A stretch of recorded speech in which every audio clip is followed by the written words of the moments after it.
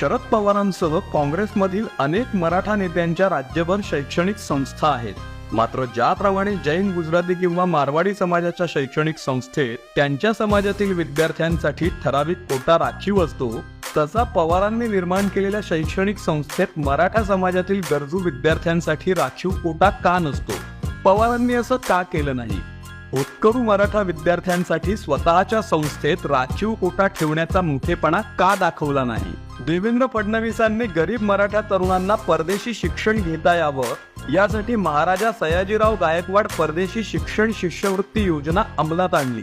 पण 60 वर्षांच्या कारकिर्दीत मराठा तरुणांच्या परदेशी शिक्षणासाठी पवारांनी अशी एकही योजना का बनवली नाही? श्रीमंत वालुजीराव भोसले योजनेच्या माध्यमातून देवेंद्रजींनी मराठा तरुणांच्या कौशल्य विकासावर लक्ष केंद्रित केलं. आतापर्यंत जवळपास 150 विद्यार्थ्यांनी या योजनेचा लाभ घेतला.